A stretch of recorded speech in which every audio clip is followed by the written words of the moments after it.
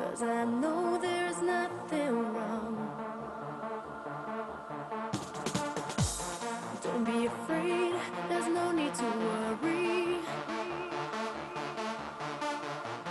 'Cause my feelings for you are still strong. Hold me in your arms and never let me go. Hold me in your arms, 'cause I need you so. I can see it in your eyes. There is something you wanna tell me. I see it in your eyes. There is something that you hide from me. Is there a reason why? There is something you wanna tell me. I see it in your eyes. There is something that you hide from me.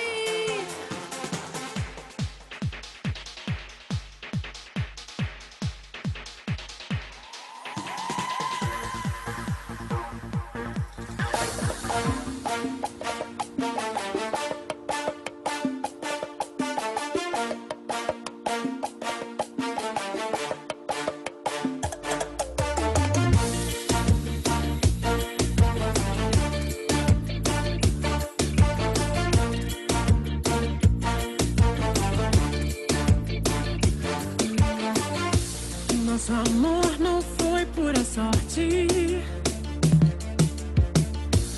porque amores assim vêm e vão. Não fuja de mim, você é meu anjo. Preciso do teu corpo em mim. Vem me amar e me fazer feliz. Vem me amar como eu sempre quis. Essa noite eu sonhei com você. Não deu pra acreditar. Essa noite eu sonhei com você. Volta, vem me amar. Tá no teu olhar, meu anjo. Preciso desse amor. Tá no teu olhar, meu anjo. Volta, vem me amar.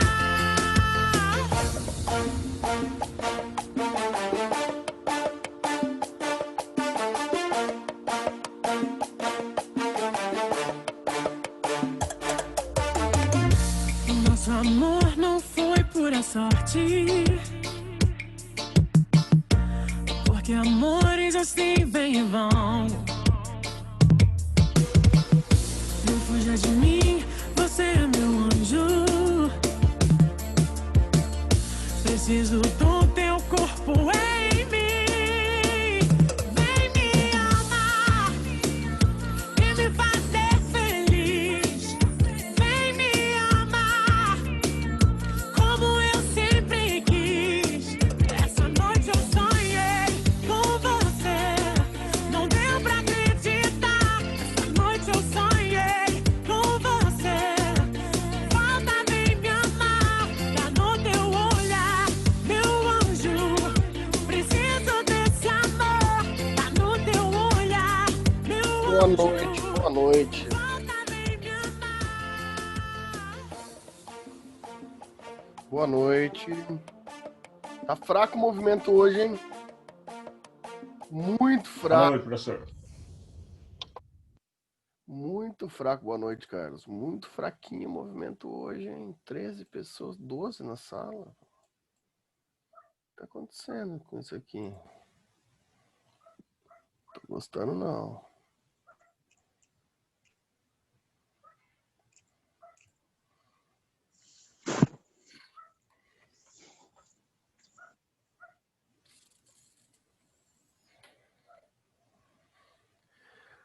Vai fazer, mas isso aí, dou valor para os que estão. Bom, pessoal, e aí, tudo certo? Boa noite, espero que tenham passado bem a semana. Hoje vamos mudar, né? Hoje nossa matéria adianta. A gente vai começar outro paradigma, né,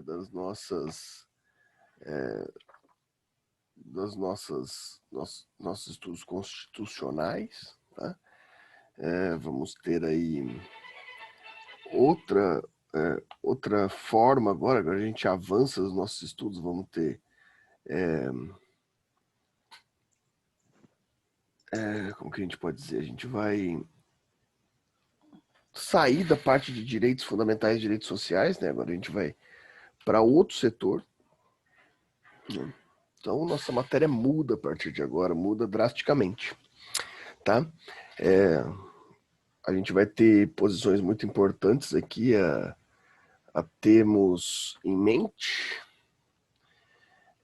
Espero que todos vocês possam aproveitar esse momento. Meus caros, a partir de hoje, nós vamos começar a lidar com instituições constitucionais. Boa noite, professor. Boa noite, Kathleen, tudo bem? Não vou deixar você sozinho hoje aqui, não, Muito tá? obrigado, muito obrigado.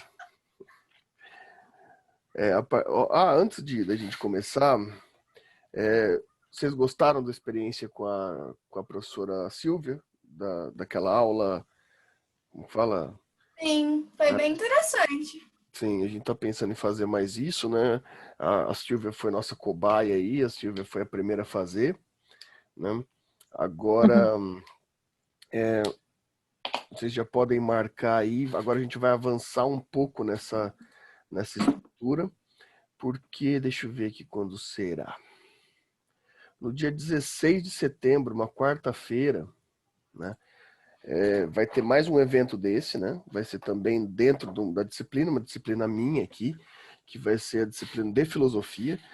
Eu estou chamando um colega, um amigo meu, professor da Universidade Estadual do Norte do Paraná, que ele vai falar sobre conceito de justiça em Hegel. E assim como a Silvia fez para a turma, agora a gente vai avançar, que eu vou fazer para a turma do terceiro ano, mas aberto para as demais turmas, né? Daí eu vou conversar com os professores, aqueles que autorizarem os alunos que quiserem participar das outras disciplinas, né? Então, por exemplo, vocês vão estar tendo outra aula, né? Daí vai ficar a critério do professor, né? Dispensá-los ou não para assistir essa palestra. Claro que vai ter uma limitação, né? Vai ter a limitação do Zoom, que são 300 pessoas, né? Então vai ter um limite aí de quem conseguir entrar, por isso que vai ter aula normalmente dos professores, né? Só aquele professor, vou conversar para aqueles que quiserem abonar falta, etc., não fazerem chamada no dia, né? Vai ser mas claro que vai ficar a critério do professor. Mas vai ser agora uma tentativa de nova experiência. Então vai ser agora no dia 16, na quarta-feira às 21h30, o professor José Mauro Garbosa vai estar na aula de filosofia, tratando sobre a ideia de justiça, uma questão bem interessante a ser trabalhada aí, né? Que vai abranger a todos, a ideia de justiça dentro do pensamento hegeliano. Quem tiver interesse, a gente vai passar aí divulgação e etc. dessas questões, para caso vocês queiram participar, né? Beleza, pessoal? Beleza? Então, como eu estava falando, hoje a gente vai trabalhar vai avançar na nossa matéria, uma nova perspectiva, tá? A gente vai tratar de instituições, tá? Então, vamos introduzir da seguinte forma. Até agora, o que a gente estudou? A gente estudou teoria das constituições, né? Lá no primeiro bimestre, a gente trabalhou com as teorias gerais da Constituição. Daí a gente entrou para direitos, né? Para direitos constitucionais, garantias constitucionais, garantias institucionais. A gente trabalhou tanto com resultado individual quanto em resultado social. Agora a gente vai para a segunda parte da Constituição, a segunda parte do que a Constituição vai constituir um Estado, de fato, né? Quando a gente conversou lá nas primeiras aulas, naquelas aulas que a gente ainda tinha presencial, vocês lembram desse tempo? Parece que faz anos, né? Que a gente teve aulas em sala de aula, que a gente conversava ainda. Às vezes eu até esqueço que a gente se conheceu pessoalmente em algum momento da nossa vida, né? Parece que é tudo só aqui. Mas a gente, lá no comecinho, eu cheguei a falar para vocês que a estrutura constitucional, ela garante direitos imutáveis e também a estrutura do Estado, né? Lembra que a gente conversou aqui também? A estrutura do Estado é garantida pela forma constitucional. E agora a gente entra nessa parte de estrutura constitucional, né? A gente vai trabalhar com instituições, né? Então, a gente vai começar agora, então, de agora até o final do ano, tá? A gente vai começar falando das primeiras instituições aqui, instituições jurídicas, né? A gente vai falar das funções essenciais da justiça, nessa primeira parte, partidos políticos, poder executivo, poder legislativo e poder judiciário. Então, a gente vai tratar de cada uma das funções essenciais de formação do Estado, tá? Então, agora a gente passa para uma nova perspectiva de estudo. Agora a gente vai fazer estudo de Estado, teoria do Estado. A gente não estará mais na teoria do direito. Cadê? Dificuldade, às vezes. Eu tiro da ordem alfabética os negócios aqui, depois não consigo achar. Indicação, cadê a indicação essencial para vocês aqui nesse momento? Não estou enxergando. Não é esse. Era para estar do lado desse, mas não está do lado desse. Não estou enxergando, mas enfim. Uma indicação, vocês já leram a estrutura keynesiana lá no começo, né? Já viram a teoria pura do direito. Agora, uma recomendação seria a teoria geral do Estado e do direito, né? Teoria geral do Estado e do direito de Hans Kelsen, né? Esse aí no chat é um livro que vocês vão aproveitar muito nesse primeiro momento, né? Vamos ver aqui. Hoje a gente só tem duas almas caridosas aqui junto comigo nessa aula, né? Só a Kathleen e a Fernanda aqui demonstrando aquela caridade, né? Aquela compaixão acadêmica, né? E isso Eu tinha ficado vestir a roupa. Nossa, dentro tá quente. E Eu eu- não queria falar nada, não, mas teve outras pessoas que apareceram na aula ontem, tá? Hoje eles estão com vergonha, eu acho. Eu vou falar porque eu tô ficando enciumado, totalmente enciumado, porque a Silvia postou a foto, o print da aula dela, e tava todo mundo nessa sala com a câmera ligada, né? Daí chega na minha, vocês ficam aí, né? Aí você já ficou todo animado, né? Quinta-feira Falei, todo mundo vai agora vai. aparecer também. Não vai aparecer. Estou fazendo uma refeição pós-treino aqui, eu já ligo a minha câmera. Nem o Gustavo com as suas duas câmeras de perspectiva tá querendo aparecer. Viu? Deixa o pessoal mais bonito aparecer aí. Os mais velhos ficam ocultos. Nada, cara. A estrutura estética da beleza da filosofia não tem essa mesma estética padrão. É outra questão. No terceiro ano a gente vê isso. Mas bem, meus caros, então vamos lá. A gente vai trabalhar nesse primeiro momento, né? Então, deixa eu abrir a luzinha aqui. Olha lá. Agora o Gustavo apareceu.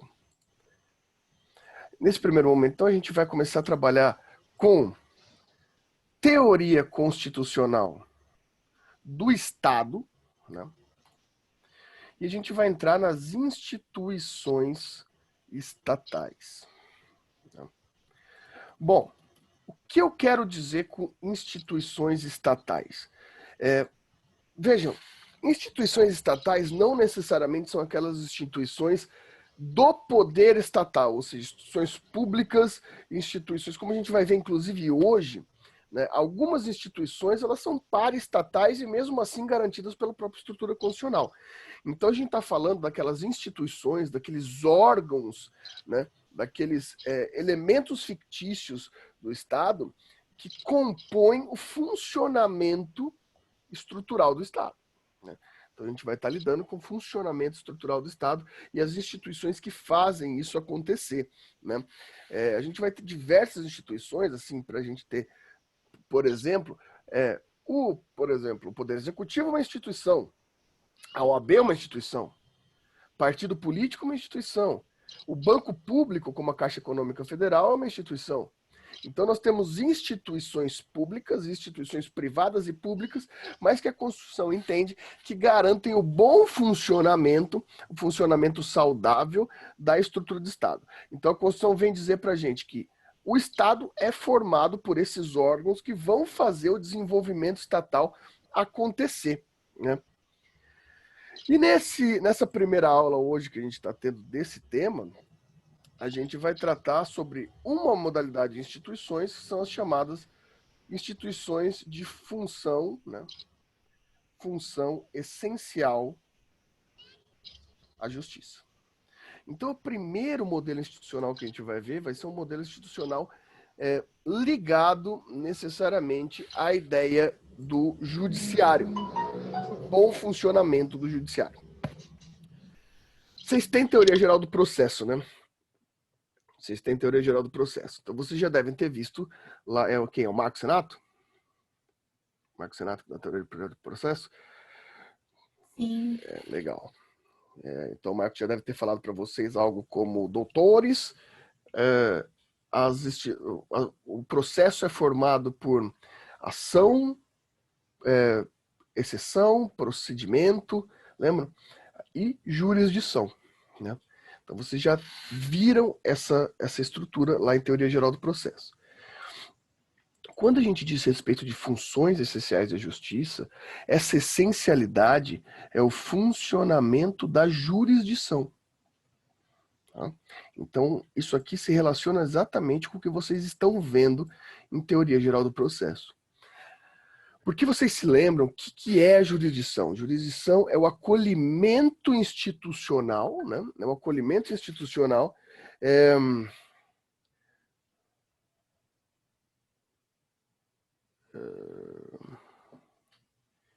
Peraí, rapidinho aqui, o que é isso?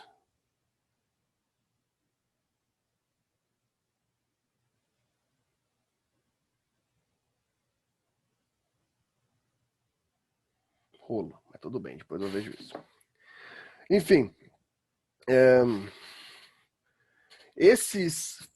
a jurisdição, então, ela é um sistema ficto, né, que ela não está ligada necessariamente a uma ideia institucional, mas ela é institucionalizadora para receber as demandas do judiciário.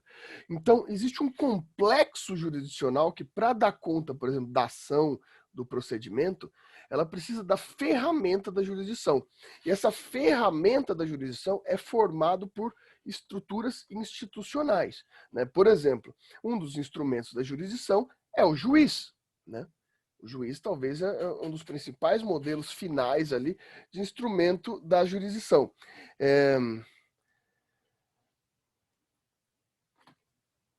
E olha só que interessante. Nós temos, dentro desses modelos do funcionamento jurisdicional, a gente começa a pensar normalmente só nesses elementos de resolução.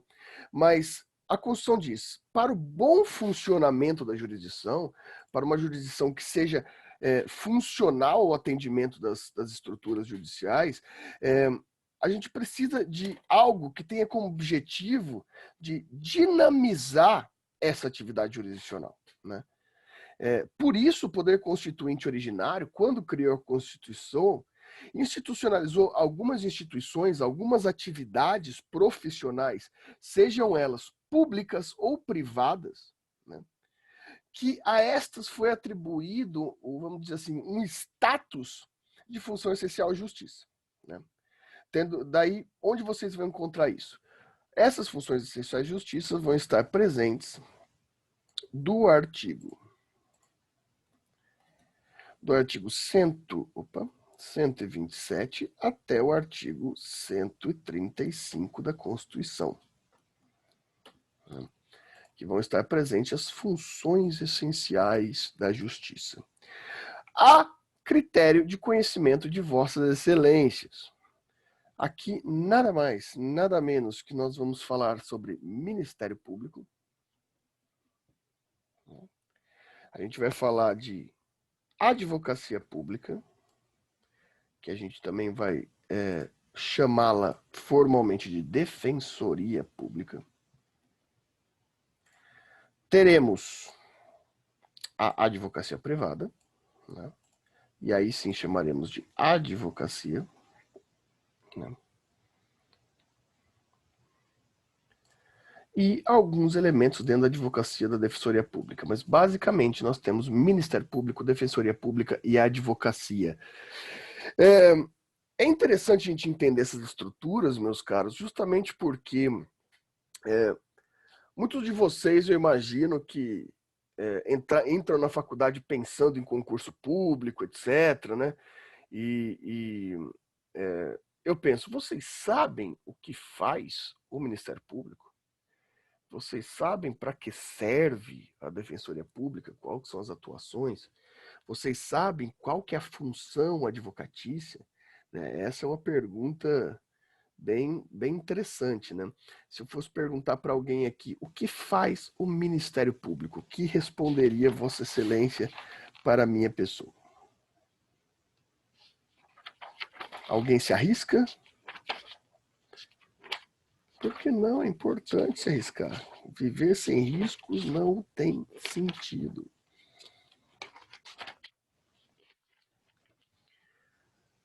Já foram mais participativos. O chat se arriscou. Denúncias, a Andréa colocou. Interessante. É uma das funções. Parecer... Já tô me arriscando demais aparecendo, professor. Entendi. Aparecer, daí tira a responsabilidade de responder. Investigações. Esse daqui, agora a gente já tem um problema aqui, Andréa. É competência do Ministério Público investigar? Né? O Richard apareceu aí agora também. É competência do Ministério Público investigar? Né? Eu acho que sim, professor. Em alguns casos, não é a competência plena dele, mas eu acho que ele tem poder investigativo também. Não tem? Não temos Não? poder de investigação no Ministério Público. O Ministério Público é um órgão consultivo e executivo. Ele não tem poder de investigação. O poder de investigação é exclusivo da polícia, né? Da Polícia Civil. Inclusive, essa é uma das grandes polêmicas aí, né? Alguns anos atrás, já faz alguns, quando eu estava na graduação ainda, tinha discussão sobre uma medida, sobre uma emenda constitucional sobre discutir o poder de investigação do Ministério Público, né? Isso causa muitas polêmicas na estrutura jurídica, né? Pois bem, mas é justamente isso, nosso primeiro órgão a ser estudado vai ser justamente o Ministério Público. Vai ser justamente o Ministério Público. O Ministério Público vai ser nossa primeira reflexão aqui constitucional, né? Que vai estar regulado no artigo, justamente no artigo 127, tá, da Constituição. Artigo 127 da Constituição. No caput, principalmente sua definição.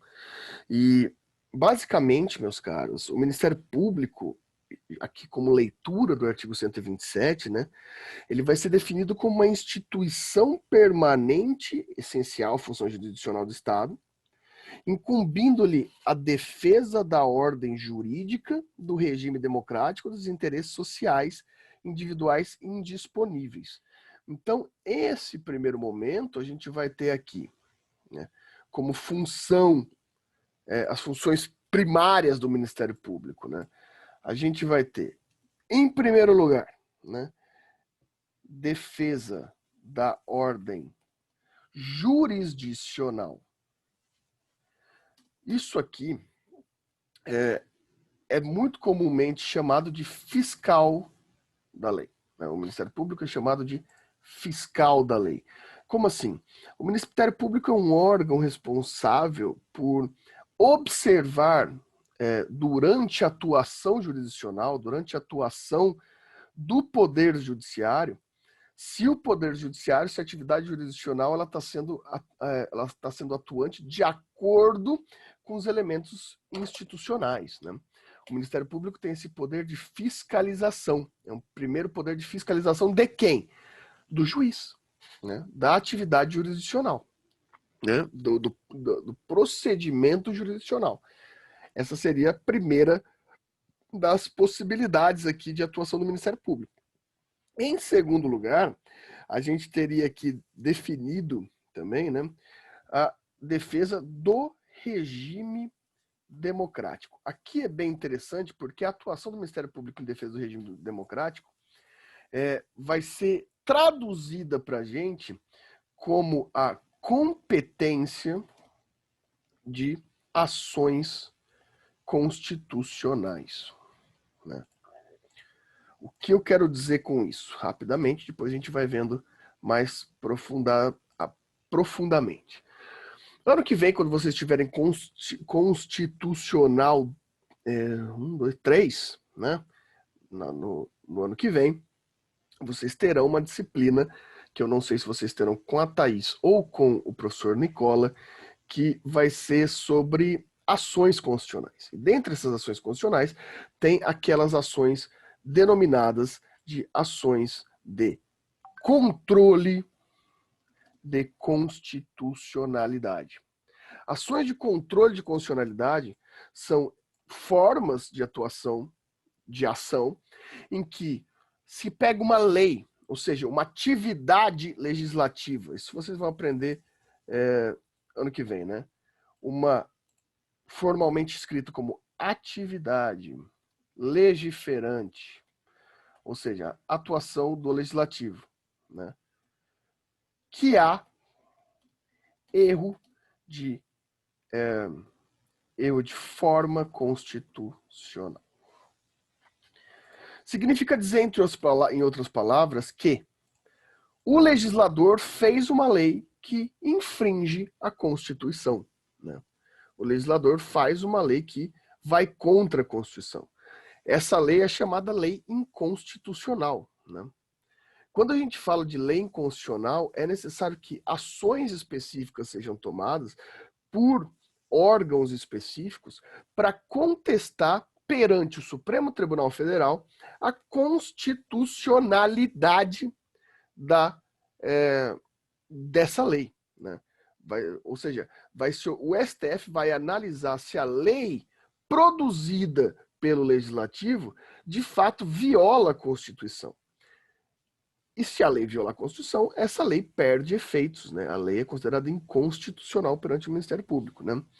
É a inconstitucionalidade. Muita gente acha que a maior palavra da língua portuguesa é anticonstitucionalissimamente. Essas pessoas estão totalmente erradas, né? A maior palavra da língua portuguesa é hipopotomonstro sesc pedaliofobia, né? Seguida de hexa, consohexa, conta exofobia, né? Ou seja, não é anticonstitucionalissimamente. Isso é uma informação tão importante quanto modelos de direito constitucional, né? Aliás, eu errei. Eu falei as duas segundas. A primeira é pneumo ultramicroscópico silicovulcânico niótico, que é uma doença que dá no pulmão de pessoas que moram perto de vulcões, né? Isso é muito importante para o conhecimento de vocês, né? Pneumo ultramicroscópico silicovulcânico niótico, né? A primeira maior palavra da língua portuguesa, seguida de hipopotomonstro sesc pedaliofobia, que nada mais é que medo de palavras grandes. Interessantíssimo. Enfim, por que eu estava falando isso mesmo? Por conta do anticonstitucionalissimamente. Vejam, a inconstitucionalidade, então, o controle de constitucionalidade é controlar a atuação do judiciário por meio do STF, a atuação do legislativo por meio do STF, para que sejam feitas correções de atuação inconstitucional da lei. A lei pode se atualizar? A lei muda de acordo com o tempo? Sim, a lei muda de acordo com o tempo. Porém, existem parâmetros constitucionais, conforme a gente já vem estudando, que são imutáveis, né? Que não podem ser modificados. Tem os modelos de cláusulas pétreas, tem o modelo de vedação de retrocesso, e modelos, inclusive, de atuação constitucional legal que vai contra a Constituição. Essas leis não podem existir, ainda que haja interesse público, né? É bem interessante isso. E é muito comum, pessoal, né? O STF é um órgão muito, como que a gente pode dizer, batido, né? As pessoas batem muito no STF no Brasil, né? Porque o STF, de fato, tem uma responsabilidade contramajoritária, né? Essa é uma função do STF, de fato, né?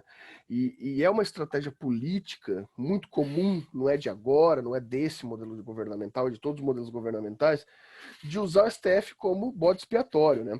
Você faz uma lei manifestamente inconstitucional, justamente por o STF considerar inconstitucional, você já sabia que seria inconstitucional, daí depois você bota a culpa no STF, você fala lá, o STF não deixou a lei existir. Não, na verdade, o STF segue a estrutura formal da legislação, né? Então, não tem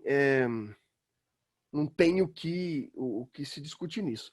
Porém, o STF também é parte da jurisdição. E vocês também devem ter aprendido, ou com a professora Luciane em ED, ou com o Marcos em Teoria Geral do Processo, não sei em qual das duas vocês aprenderam, mas já devem ter aprendido, que o poder judiciário, a atividade jurisdicional, ela é inerte, né? O juiz não toma atitudes, né, na atividade jurisdicional.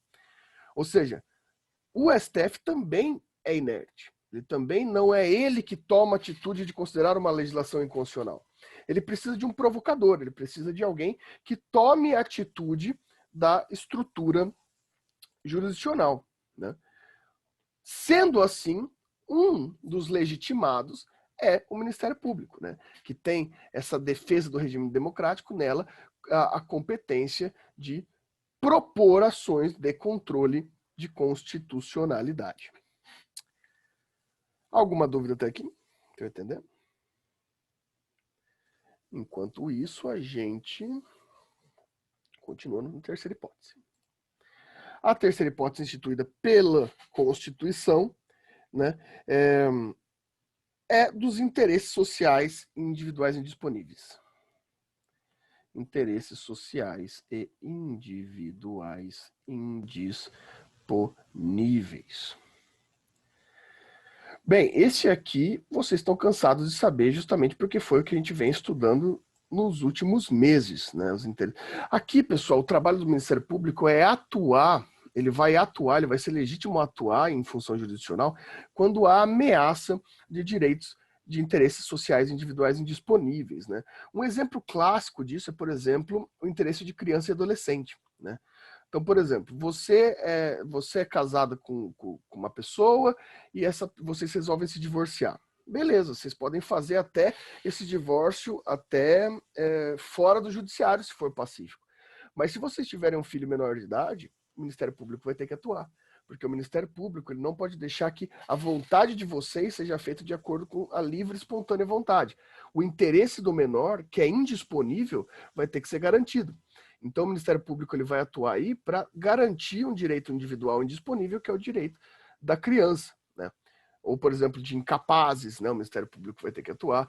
Então, o Ministério Público, no âmbito civil, ele vai atuar para tentar, em ações que não sejam de legitimidade dele, são ações de terceiros, que ele atua por interesses individuais ou sociais indisponíveis, né? Por exemplo, uma ação coletiva de trabalho, né, uma ação coletiva de trabalho, como vocês aprenderam recentemente, sobre direitos sociais do trabalho, tem a participação do Ministério Público justamente para ele ver se direitos indisponíveis não vão ser violados, né, se direitos indisponíveis constitucionais dos trabalhadores não serão violados, né? E por fim, a gente tem mais uma, que é a que a Andréia falou para a gente ali, né, que é o titular da ação penal pública. Essa matéria que vocês também já estão tendo com a professora Jaqueline, correto? Jaqueline dá aula para vocês disso daqui. E vocês já aprenderam com a Jaqueline em teoria da pena o que é uma ação penal pública? Já aprenderam com a Jaqueline o que é ação penal pública? Ou ainda não chegaram nessa parte? Bom, meus caros, então não vou entrar na competência da Jaqueline, porque ela saberia, não teria nem comparação ela explicar isso. Mas basicamente, na estrutura penal, a gente tem duas espécies de ações penais. Ou seja, cada crime vem acompanhado de uma espécie de ação penal. Algumas ações penais são públicas e algumas ações penais são privadas, né? Algumas ações penais são públicas incondicionadas e algumas ações penais são públicas condicionadas. Vocês vão aprender tudo isso lá em direito penal, né? Não precisa, isso daqui não é da nossa competência, mas é mais para informação de vocês. Quando eu digo que uma ação penal é privada, significa dizer que a legitimidade dessa ação é da parte, da vítima. Por exemplo, se eu xingo um de vocês aqui, se eu cometo uma injúria contra um de vocês aqui, né? Se eu ofendo vocês, me processar criminalmente ou não por injúria, não civilmente, tá? Não é questão civil de indenização, é criminalmente. pelo crime de injúria. Não depende, depende só de você. Por quê? Porque só você se sente ofendido ou não com uma injúria, né? Então você escolherá se vai me processar criminalmente ou não. Só que essa é a exceção do direito penal, né? A maioria dos crimes são de ação penal pública. O que significa dizer isso? Ação penal pública é quando, vamos supor, eu furto o seu celular, né? Eu furto o seu celular. Mas daí você diz, o Fernando furtou meu celular, mas ele é meio retardado da cabeça, e eu tava querendo trocar de celular mesmo, não tem problema, eu perdoo ele. Não quero que ele seja processado por furto, não. O que acontece? Eu vou ser processado por furto do mesmo jeito, não é a escolha da vítima a ação penal. A ação penal é legítima do Estado.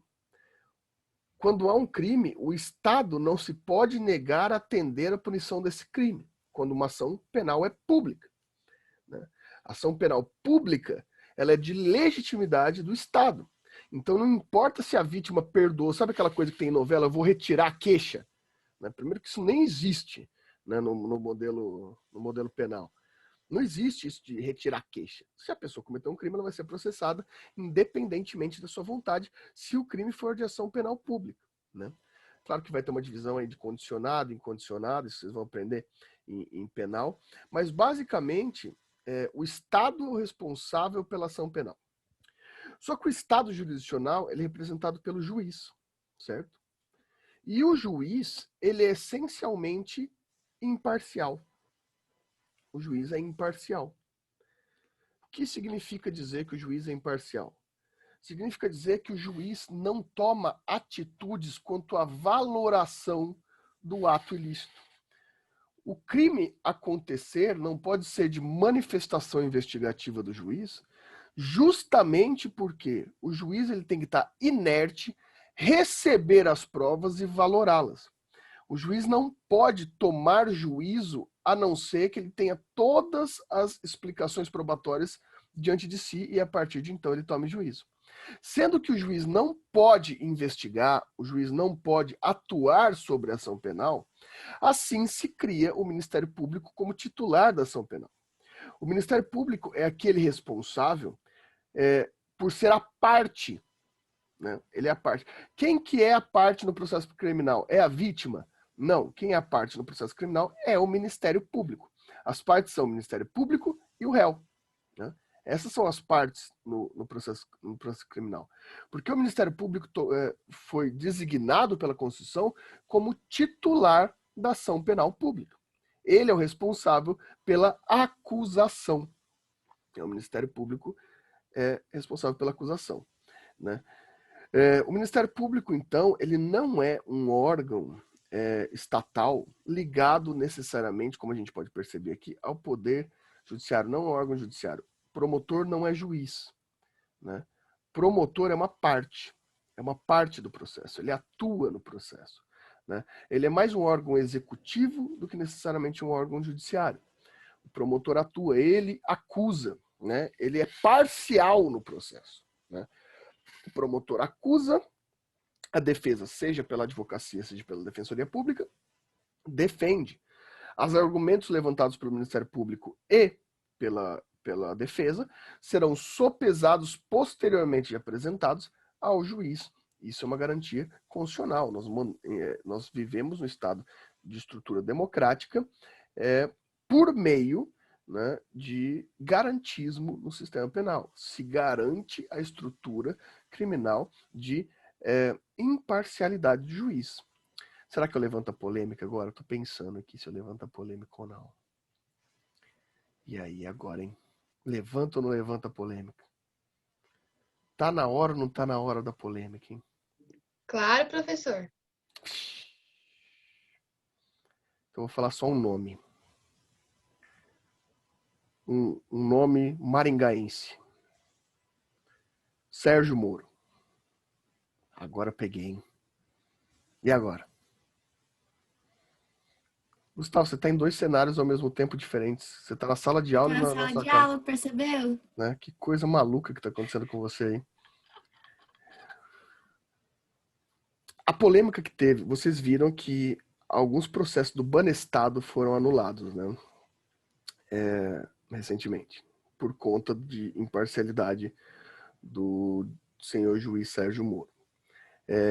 Sem querer fazer juízo de valor sobre a capacidade do juiz, o que a gente pode colocar aqui é que existem elementos que podem ser utilizados como exemplo para a gente definir justamente essa questão sobre a atuação do Ministério Público e a atuação do Judiciário. É muito comum numa tradição proselitista brasileira, né, que tem toda uma questão sobre poder elitista, a gente ter uma classificação onde Ministério Público e juiz é considerado como autoridades sociais, né? E, na verdade, esses dois institutos são institutos bem diferentes, que eles não são equiparados quanto às suas funções, né? A função do Ministério Público, de fato, é uma função parcial. O Ministério Público ele tem a competência de acusar, né? Ele é o acusador. Claro que o Ministério Público é o acusador dentro dos limites legais de atuação, né? Então, o Ministério Público ele vai atuar com acusações e essa é a sua função, assim como a função do defensor é a função de defesa.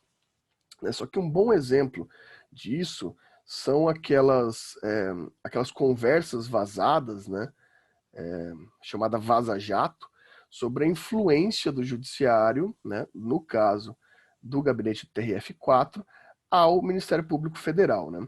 Principalmente aquele fato específico em que o gabinete do TRF4, pelo menos se atribuindo ao juiz, né, vira para o chefe do Ministério Público Federal, no caso, Deltan Dallagnol, e diz, tem um negócio aqui que vocês não viram, que vocês não vão lá investigar isso daqui.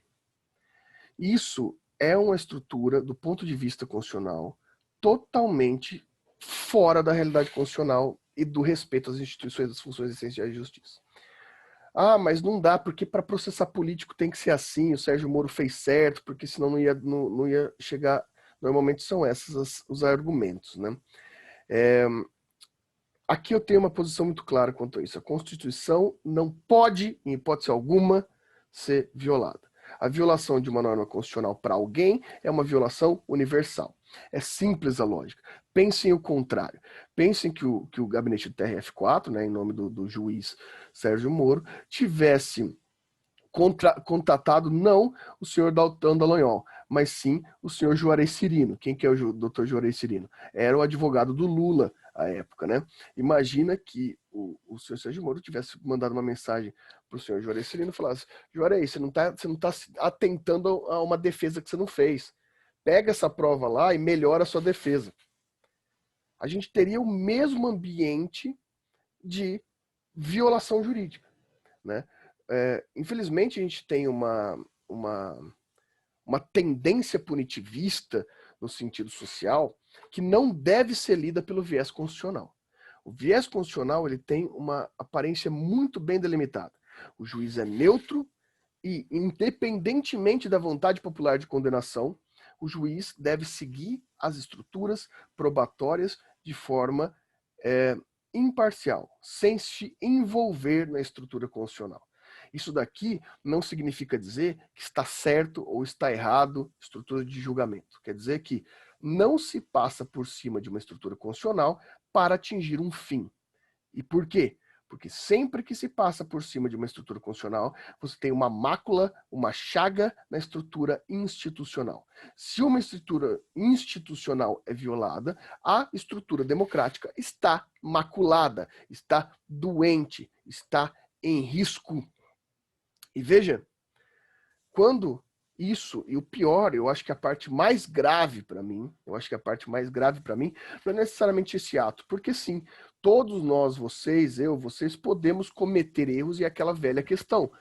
O juiz ele tem que ser imparcial, mas o juiz nunca será neutro, porque a gente não tem como ser neutro, a gente leva nossas atitudes, nossos pensamentos para a nossa estrutura, ainda mais num pensamento como aquele que lidava com uma causa de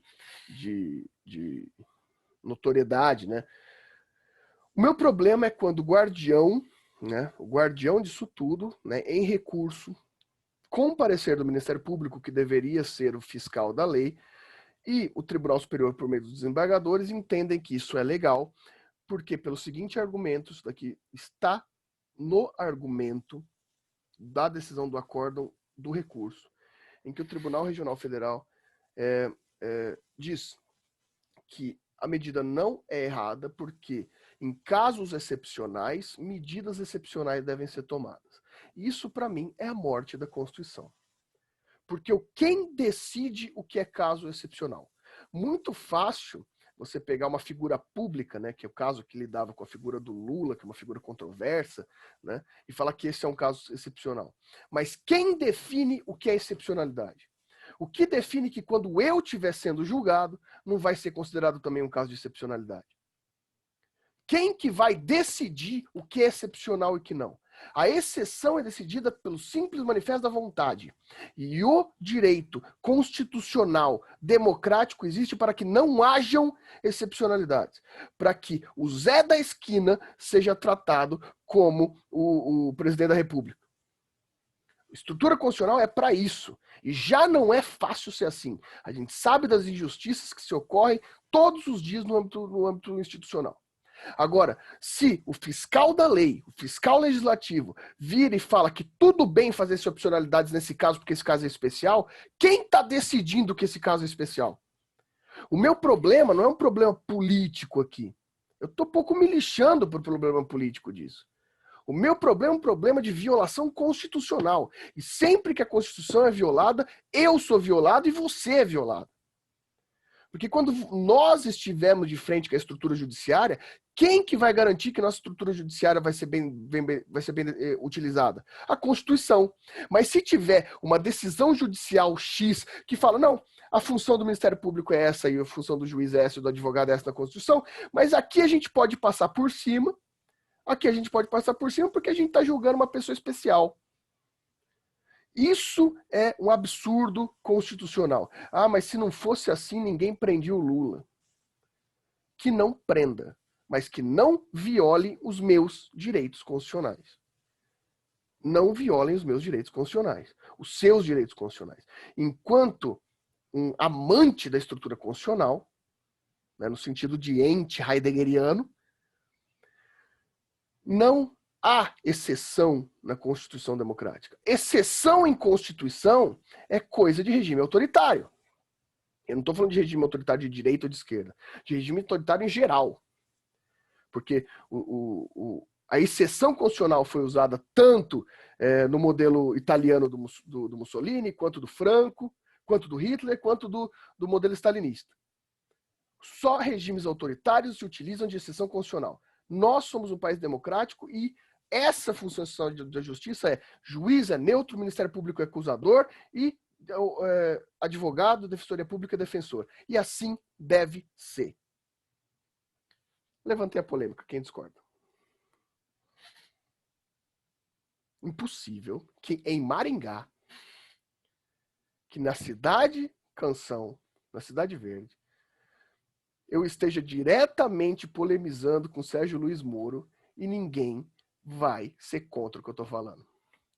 Ó, se ninguém for contra mim aqui, eu desisto da polêmica, não sei mais o que fazer para gerar debate nessa sala.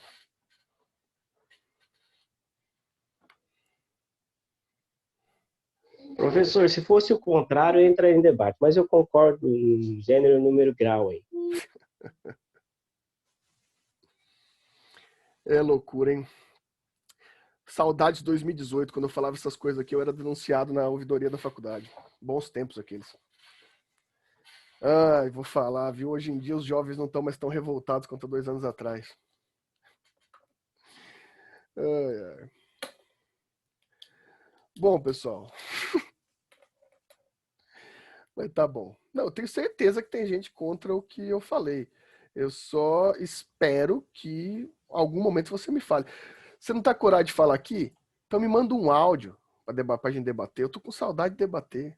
Eu tô com saudade, né? Não tô conseguindo debater com ninguém. Na faculdade eu ficava lá na frente. Fico lá na frente, lá todo mundo vinha debater aqui, né? Aqui pelo menos ainda alguns de vocês ligam a câmera em solidariedade. Mas enfim.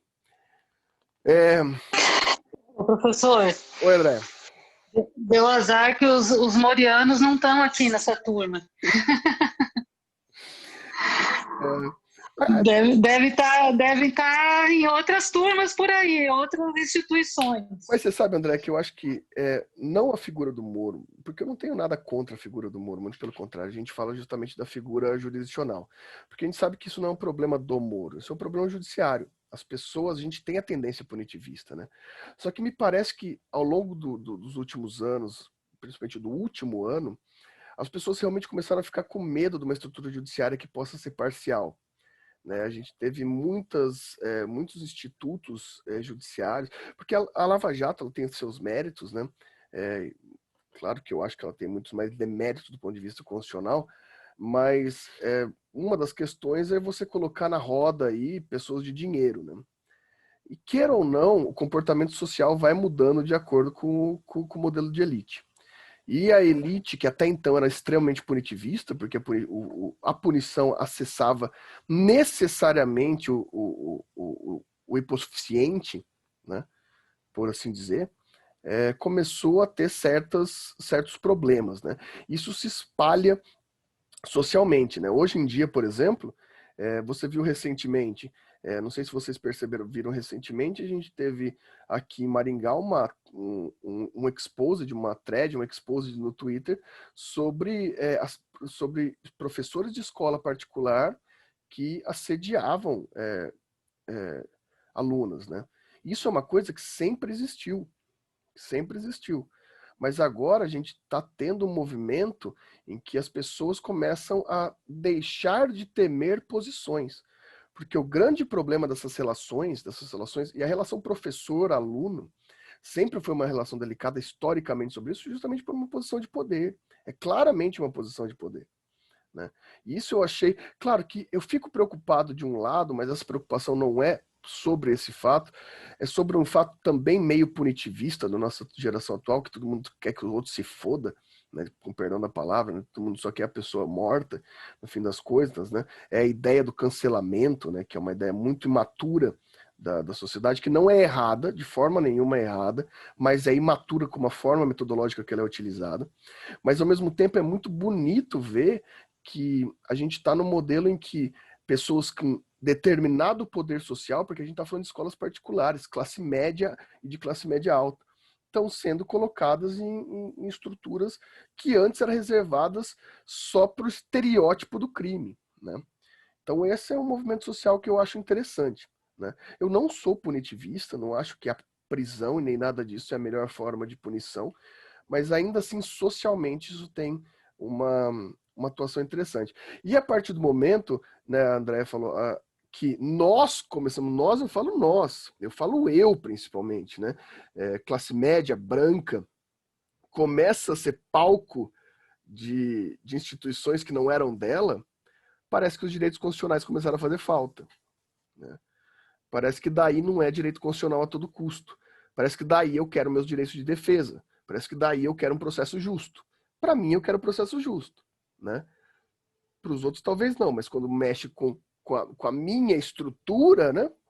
do ultra privilégio, daí sim eu começo a achar que o direito constitucional, a lembrar, né? A lembrar do discurso daquele professor de constitucional que fica dando opinião na aula lá e fala, puta, não é que direito constitucional é meio importante para mim mesmo, né? Enfim, eu me dou uma cerveja. Professor. Oi. Então, tem um movimento grande aí, até um colega nosso ontem postou no grupo lá a gente acabou não conversando, ele só postou um livro sobre isso, mas é um movimento justamente contrário a essa justiça punitiva, que é a justiça restaurativa, né? Para tentar restaurar aí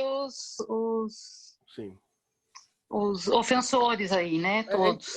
Eu acho que é interessante. Eu gosto da ideia da justiça restaurativa como teoria, porque ela tem uma preocupação dupla. Ela tem uma preocupação de recuperação social e uma preocupação também de recuperação psicológica da vítima.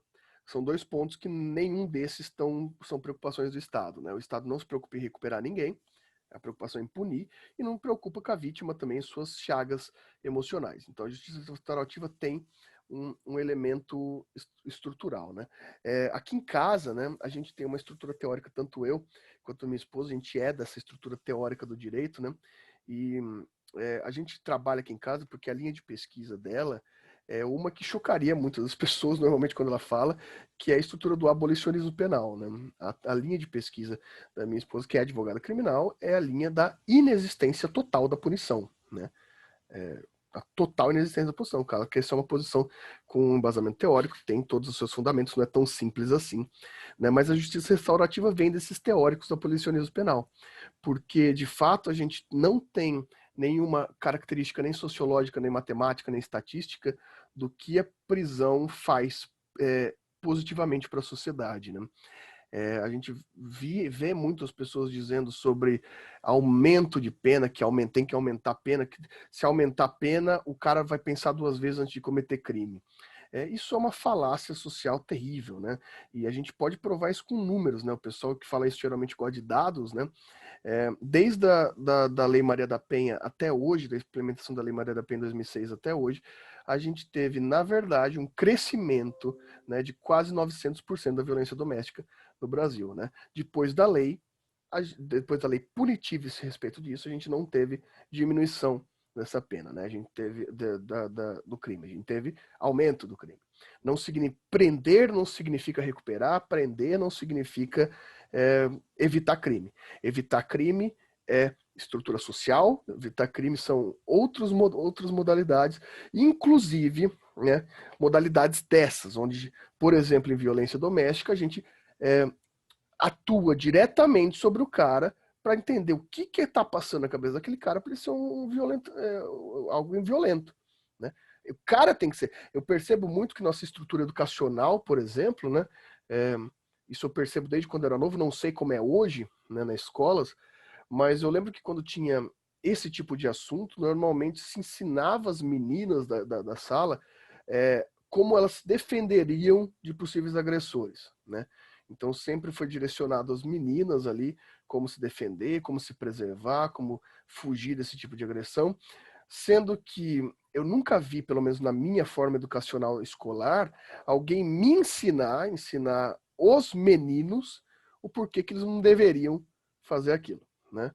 Você ensina a defesa e não ensina a fonte, né? Você continua fomentando uma estrutura extremamente machista social, mas enquanto isso você ensina a menina que ela tem que tomar cuidado e fazer defesa pessoal, etc., né? Como que ela tem que se portar para isso, enquanto você fica reafirmando estruturas claramente que incentivam isso. Não só nesse exemplo que a gente está usando, porque é o exemplo do momento, mas em qualquer estrutura de violência que a gente esteja trabalhando, né? Eu sempre dou umas dessas, né? Eu sempre vou longe nessas ideias, né? Ô, maluquice, viu? O que tem na minha cabeça? Bom, pessoal, o Ministério Público, voltando para o Ministério Público, né? Voltando para o Ministério Público. O Ministério Público, ele é formado tanto pelo Ministério Público da União, que é o Ministério Público Federal, quanto o Ministério Público Federal, né? São 2 concursos diferentes, né? Um ligado à Justiça Federal e um ligado à Justiça Estadual, né? O Ministério Público Estadual, vou escrever isso daqui, vai. Então, MP, né? O MP é formado pelo Ministério Público da União, e pelo Ministério Público Estadual. Pelo Ministério Público Estadual. O Ministério Público Estadual é aquele que tem os promotores, né, os promotores de justiça. Vocês já devem ter ouvido falar. Vocês já devem ter... Você tem aula com algum promotor no primeiro ano? Deixa eu pensar. Não, acho que não. Tem o professor Lafayette, que é marido da professora Jaqueline, que ele é promotor. Mas eu acho que no primeiro ano vocês não tem nenhum promotor, não. Que é o promotor de justiça estadual, né? Já o Ministério Público da União, ele não é formado por promotores, ele é formado por procuradores, né? Procuradores federais. E o Ministério Público da União, ele é setorizado, tá? Ele não existe em só uma frente. O Ministério Público da União, ele existe como Ministério Público Federal, Ele existe como Ministério Público do Trabalho, Ministério Público Militar, né? E tem daí o MP do Distrito Federal, porque como o Distrito Federal não é um estado, né? Ele é uma questão à parte, o Ministério Público de lá é federal.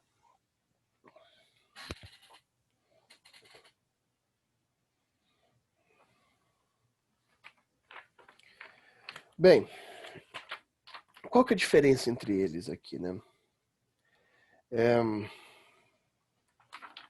Basicamente, aqui a gente tem uma setorização específica de como que o Ministério Público vai funcionar, né? A gente tem aqui, basicamente, o Ministério Público Federal, que ele vai ser correlato ao Ministério Público Estadual com as mesmas funções, só que em vez de atuar na jurisdição estadual, ele vai atuar na jurisdição federal, né?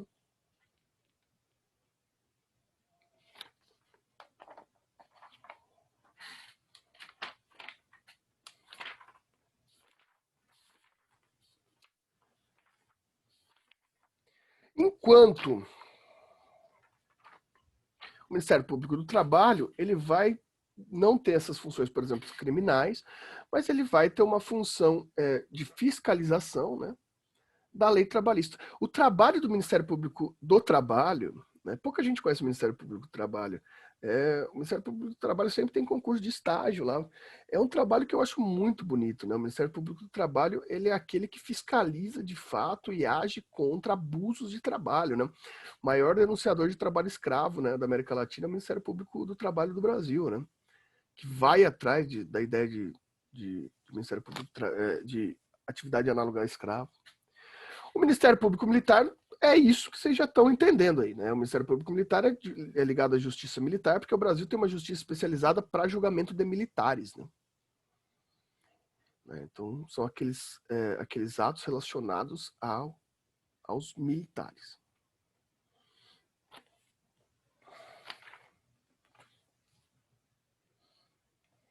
Bom, esse MP, meus caros, ele tem alguns princípios, algumas questões constitucionais que são garantidas ao Ministério Público, né? São as chamadas garantias institucionais do Ministério Público pela Constituição, né? Dentre essas garantias institucionais do Ministério Público, a gente vai ter, por exemplo, né, autonomia funcional. Por autonomia funcional, a gente vai entender que todos os órgãos do Ministério Público, né, eles podem agir, eles podem ter sua autorregulação protegidos pela própria instituição. Então, eles não devem satisfação a outros órgãos, né? Por aqui, por exemplo, a gente pode exemplificar, por exemplo, por autonomia financeira. Quem define, quem tem a capacidade de elaborar sua proposta orçamentária dentro dos limites da lei é o próprio Ministério Público. Isso é bem interessante, né? Porque vai evitar boicote, por exemplo. Claro, o Ministério Público tá investigando o Bolsonaro, né? Se vai deixar na mão ao cargo do cara, o presidente da República, ele tem um cargo político enorme. Ele não há um risco do presidente da República investigado pelo Ministério Público boicotar o Ministério Público. Então, uma autonomia financeira, uma autonomia funcional garante a independência do Ministério Público, né? Assim como a vitaliciedade. Ou seja, o promotor, o procurador, ele não vai ser demitido depois do período probatório, né? Ele não vai ser demitido a menos que ele cometa um ato administrativo e esse ato vai ter que ser provado, vai ter toda uma justificativa, né? Ou seja, a ideia é a mesma, garantir que os poderes do Ministério Público não sejam ameaçados por terceiros.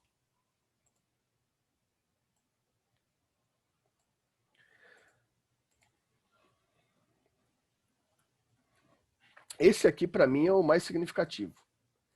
Inamovibilidade. O que é inamovibilidade? Vamos supor, você passou para o promotor no Paraná e você foi lotado na comarca de Maringá, né? Daí você começa a investigar uns caras aqui de Maringá, os caras têm influência política, eles não estão gostando dos processos que você está entrando. Eu estou falando em investigar aqui, mas só para deixar claro, igual o André fez aquela pergunta, quem investiga é a polícia, né? O Ministério Público ele pode pedir diligências, ele requer a polícia para que a polícia investigue. Mas fica na autonomia da polícia também, né? Da Polícia Civil. Mas o Ministério Público ele pode requerer investigações específicas. Então vamos supor que você... Mas quem investiga é a polícia, lembre-se disso. Você começa a mexer com os caras grandes aqui em Maringá, daí esse cara grande tem influências e vai daqui, vai de lá, de repente chega uma notícia para você que o seu superior lá do Ministério Público, né, o procurador-geral, ele resolveu falar assim para você, ó, você tá mexendo com gente muito grande aí, eu vou te tirar de Maringá e vou te mandar lá pra comarca, sei lá de, como que chama? Sei lá. Nossa, eu tô ruim hoje, minha mente tá apagando. Lá de Marialva.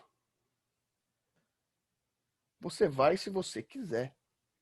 Você não, o promotor ele só é removido da comarca por requisição dele, justamente para ele poder ter independência funcional. Isso é uma garantia constitucional para a sua autonomia funcional.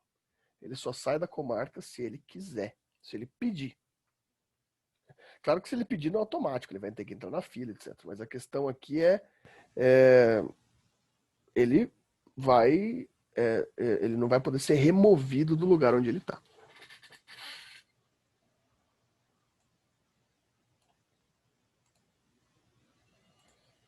E ele também tem irredutibilidade de vencimentos.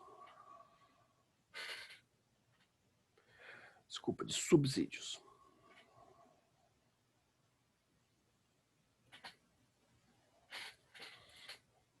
O promotor não ganha salário, tá? O promotor ganha subsídio. Porque ele não é ligado a CLT. Aqui é simples. O salário dele não vai poder abaixar, só vai poder aumentar. Chegou naquele ponto, ninguém vai poder mexer no salário do promotor.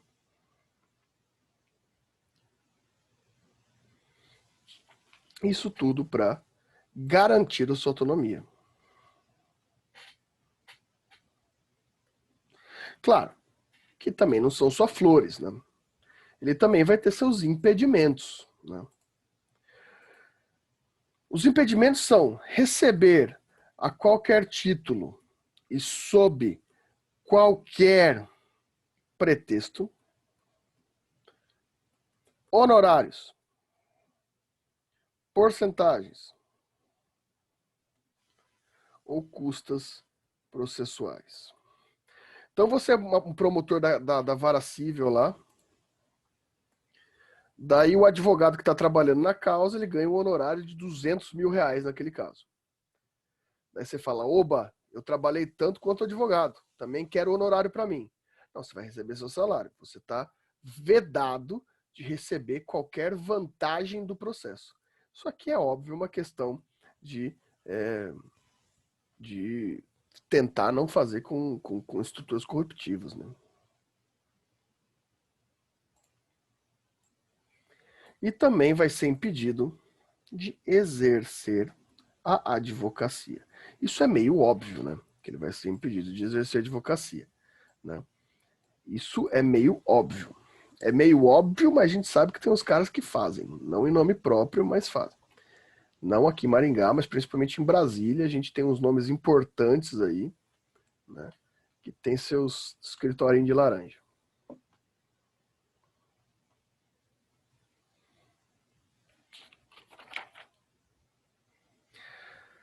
Além disso, promotor não pode ter empresa, né? Ele não pode participar de sociedade comercial. Justamente porque ele tem um poder muito grande quanto à estrutura legal para não ter vantagem, né? Para não receber pela empresa valores, né? Aqui a lógica é bem clara.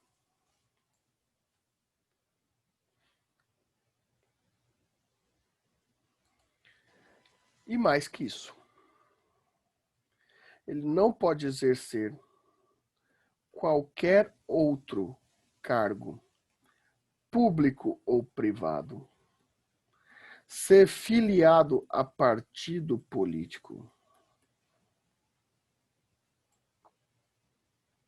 com uma única exceção, que é a docência. O promotor ele não pode ter nenhum outro emprego, nenhum outro cargo público ou privado, ele não pode ser parte de partido político, né, para não ter vantagens políticas. Isso tudo vai se aplicar ao juiz também, obviamente, né? Mas aqui, quanto ao promotor, só que o promotor, ele é permitido ao promotor dar aulas, seja qualquer natureza de aula, né? Promotor, a única função de exercício que ele pode ter, além da promotoria, da procuradoria, né, além do Ministério Público, é a docência.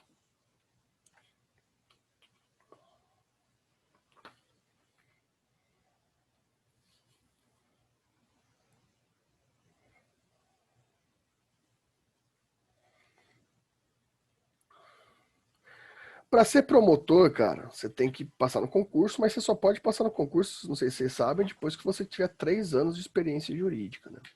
Você não pode se formar e passar. Você tem que ter atuação jurídica por no mínimo 3 anos.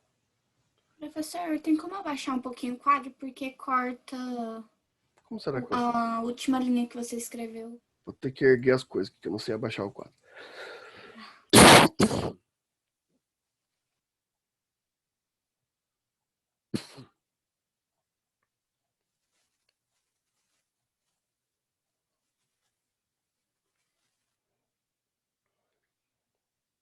Obrigada. Imagina. As funções detalhadas, para quem tiver curiosidade, quais são as funções detalhadas, o que o promotor faz, o que o procurador faz, está no artigo 129 da Constituição. Lá tem todas as competências exemplificativas. Tem muitas, né? Por isso que a gente não precisa ficar falando, a gente falou das gerais. Então tem todas as competências do Ministério Público.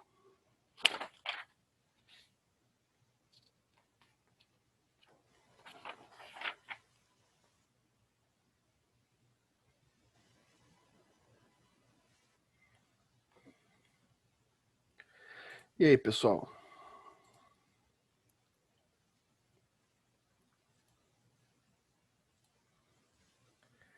Qual que são as vossas dúvidas?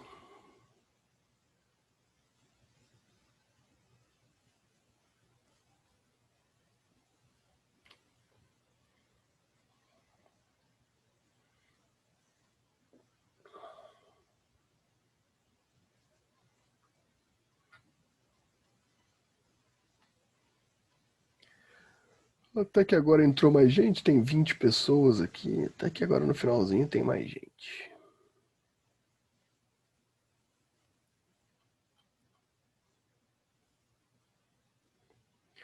Nenhuma dúvida, meus caros? Que beleza, que beleza. Então tá, não vou mais abusar de vocês não, falta 10 para as 9. Segunda aula de quem hoje? Marcelo Piratelli? CMA, CMA é tranquilo. CMA é com a Thaís. Thaís é uma mãe. Né? Queria que fosse um negócio mais pesado, tipo Matheus. Agora, para ter uma experiência gostosa do Matheus ficar gritando na sua orelha e falando palavrão. Bom, lembrando que amanhã, 6h15 da tarde, teremos o segundo encontro do Grupo de Pesquisa Direito e Memória. Não se esqueçam disso. Beleza? Boa noite para vocês. Tudo de bom. Até mais. Até semana que vem. Tchau para vocês. Tchau, boa noite. Boa noite. Boa noite, professor. Boa noite. Boa noite.